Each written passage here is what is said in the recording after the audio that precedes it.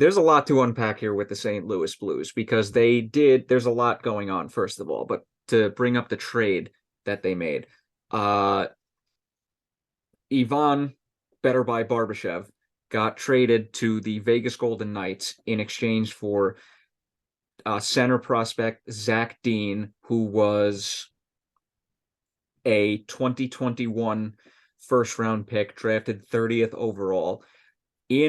So basically they get a highly picked prospect and Barbashev, who, let's be honest, after last year was having a pretty down season this year. He finished last season with 60 points. He is on pace to finish this season with maybe 40, maybe 45. So if you're asking me, like, on the surface, I think that St. Louis got pretty good value here. What are your thoughts?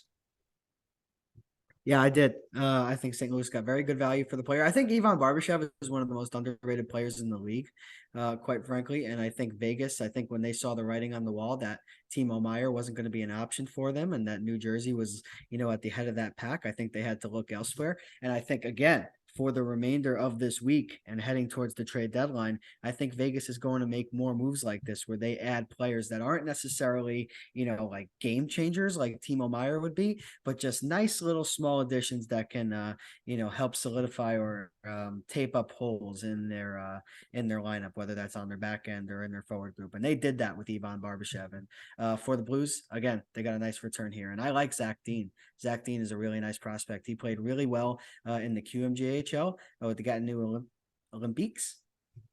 Oh, my French isn't great, but he Hmm. had 51 points in 2022, and he had 52 points as a defenseman. So 24 goals this past season. Played in the World Junior Championships in the under 20, and he had 3 points in 7 games. So and took 33 penalty minutes in I, 7 games. A lot. I think this is still pretty good value for the Blues. So, like I said, They we said had a they got a lot to, first. yeah, they basically got a first round pick for Ivan Barbashev, which that's great value right there. And Vegas just keeps trading away their prospects, man. They just That they do. I saw it. One of my friend Joey brought up a stat. I think he said either five of their first six or six of their first seven first round picks, I think they've traded. It was something along the lines of that. I'm not getting the exact wording right, but it's something along the lines of that. and you know what? It hasn't bit them in the but outside of one occasion.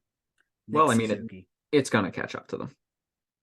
Nick Suzuki. That's the one. It's going to come back to haunt them for Pacioretty, who they traded away for nothing. But I digress. Yeah. So, like I said, more than one thing to unpack here with the St. Louis Blues. We also had, on top of that trade, which was the most recent thing to happen, we had Craig Berube basically calling out the team's leadership and, let's face it, the entire roster in general. I don't have the entire quote on me, but he basically said the team is playing with no heart and no passion. And Robert Thomas did not take too kindly to that in his response. I'm going to let you handle this one. I mean, it's a pretty absurd statement to make as a coach, to be honest. I mean, do you not see what has happened to your roster? You know, I mean, the team chemistry is way off because you just took away, pivotal pieces to this team. No Nico Mikola, no Vladimir Tarasenko, no Ryan O'Reilly, no Nola Chari. All of these guys, were big time pieces in the St. Louis Blues lineup. And for Robert Thomas to come out and say, you know what, and push back on his head coach's comments, good for him. Good for him. Good for Robert Thomas. Yep, exactly. And I think this is the writing on the wall also for Berube not being the coach too much longer. I could see that happening as well, but I could also see there being a good amount of interest in Craig Berube. I could. Stanley Cup champion. He is a Stanley Cup champion, but I think I think he's served out his shelf life with the Blues. The Cup happened 4 years ago, and let's face it, the Blues haven't really done anything of note since. Yeah. I mean, they had a couple good seasons there, but this past year, it hasn't gone too well. And very, very much could have been a disconnect between coach and team. Never know. Yeah. So last question about the Blues before we move on. Do you think that the Blues should basically go full on tear it down rebuild at this point? No, because I think that there are foundational pieces there. I think Jordan Cairo is a foundational piece. I think Robert Thomas is a piece that's going to be great for the Blues for a long time. You committed to Torrey Krug, for the next 6 years. So might want to try to build something around him as well. Colton Parayko is extended again for the next 5 years. So there are pieces here on this team, and Jordan Binnington, as much as a interesting character that he might be, he's still their starting goaltender, and that's where they're at. But I don't think they're going to go into a full on rebuild. I could see a retool on the fly here, but I think good for them selling. For right now, and I wouldn't be surprised if they're a pretty good team next year. Not a playoff team, but on the fringes, they could rebuild something in the offseason. Yeah, I mean they probably are going to have some cap space to do something. But just to correct you on one thing, Pareko 7 years, 7 more years, not 5. 7 years. Yeah, but as long as Jordan Binnington is the goalie there, I do not see good things happening to this team.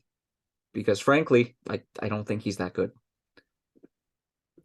Again, Stanley Cup champion, but no, I don't think he's that good either. No, it was Remember, he was in the American Hockey League before he joined the St. Louis Blues in 2019 and led them to the Cup.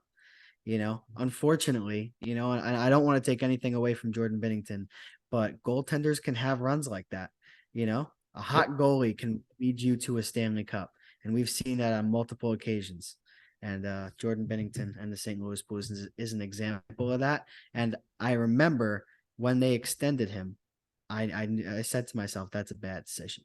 I said that's, and then they traded away Ville Husso to the Detroit Red Wings, and suddenly their goaltending depth chart looks very weak. And that's a main reason why they're selling at the deadline and got all the assets that they have. But I don't think they're going to go in a full on rebuild, to circle back to your question.